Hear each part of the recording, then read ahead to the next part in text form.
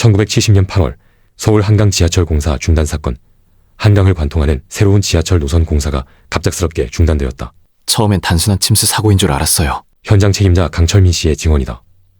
한강 바닥 40m 아래에서 진행되던 터널 굴착 작업. 새벽 6시경 갑자기 강물이 터널 안으로 쏟아져 들어왔다. 하지만 그 물이 보통 물이 아니었어요. 검붉은 색이었고 냄새도 이상했어요. 작업자들이 대피하는 과정에서 첫 번째 이상 징후가 나타났다.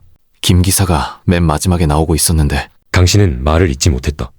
김상호 굴삭기 기사가 터널 출구에서 불과 10m 떨어진 지점에서 갑자기 사라졌다.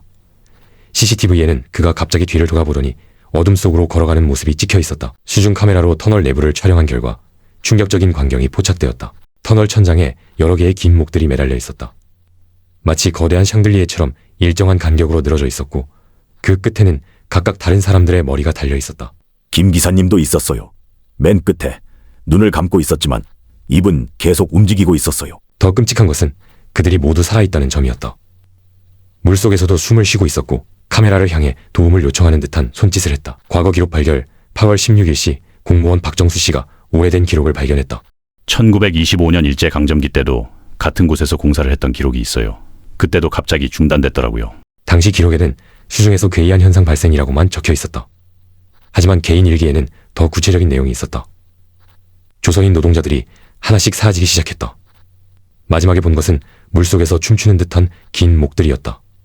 추가 실종 사건. 8월 17일 일구조 작업을 계속하던 중 추가 실종자가 발생했다.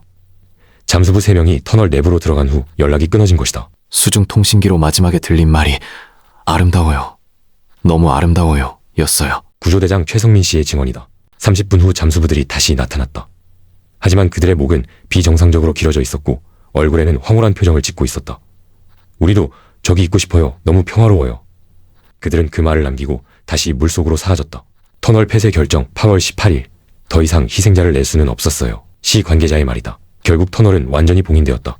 공식적으로는 집안 불안정이라고 발표했지만 실제로는 다른 이유였다. 현재 상황은 상황 봉인된 터널 입구 근처에서는 여전히 이상한 현상들이 목격되고 있다. 밤에 그 근처를 지나가면 물속에서 손을 흔드는 사람들이 보여요. 인근 주민 김영희 씨의 증언이다. 그들은 행복해 보여요. 마치 우리를 초대하는 것 같아요. 한강관리사무소는 해당 수역의 접근을 금지했다. 하지만 여전히 심야 시간대에는 물속에서 들려오는 웃음소리가 신고되고 있다. 현재 실종자는 총 12명. 그들은 모두 한강 바닥 깊은 곳에서 영원한 평화를 누리고 있다고 전해진다.